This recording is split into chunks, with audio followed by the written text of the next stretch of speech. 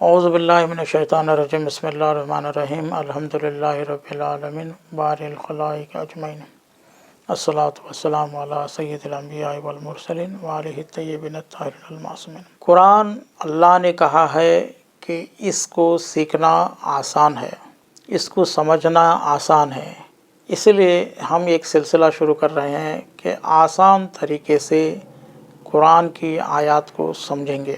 ایک آیت ہم صرف ایک آیت یہ لیتے ہیں کہ الحمدللہ رب العالمین، پڑھ تو لیتے ہیں ہم الحمدللہ رب العالمین، حمد جو ہے رب العالمین کے لیے ہے، یعنی عالمین کا رب ہے، اس کے لیے حمد ہے، یعنی تعریف جو ہے، تعریف یا یوں کہیں کہ جو کریڈٹ جاتا ہے وہ صرف اللہ کو جاتا ہے۔ اب کسی کی بھی حمد اگر ہم کرتے ہیں، کسی کی تعریف کرتے ہیں، مان لو کوئی بہت اچھا پڑھ رہا ہے، اگر اس کی کوئی تعریف ہم کرتے ہیں تو اصل میں اس کو وہ پڑھ رہا ہے اس لیے کیونکہ اللہ نے اس کو صلاحیت دی ہے، طاقت دی ہے، عقل دی ہے، برین دیا ہے، تو آخر کار تعریف کس کی ہوتی ہے؟ اسی کی کرنا چاہیے جس نے یہ سب کچھ عطا کیا ہے۔ اسی طریقے سے اگر ہم یہ دیکھتے ہیں کہ سورج اگنے کے بعد پورے جہاں کو روشن دے رہا ہے، تو اس میں سورج کی کوئی تعریف نہیں ہے، تعریف اس کی ہے جس نے سورج بنایا۔ اسی طریقے سے ہم چاند کو دیکھتے ہیں، اچھی بیوٹیفل سینریز دیکھتے ہیں، بہت تعریف کرتے ہیں، واہ کیا سینری ہے، لیکن اصل میں تعریف کس کی ہونا چاہیے؟ اللہ کی ہونا چاہیے۔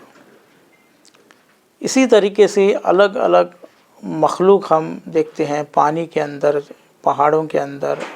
اسی طریقے سے ہم رات کو دیکھ رہے ہیں کہ رات ہو رہی ہے، اور رات ہمارے لیے ایک پردے کا کام کر رہی ہے، ایک آرام کا کام کر رہی ہے، تو اس میں رات کی کوئی تعریف نہیں ہے، بلکہ تعریف کس کی ہے؟ اس اللہ کی ہے جس نے رات بنائی۔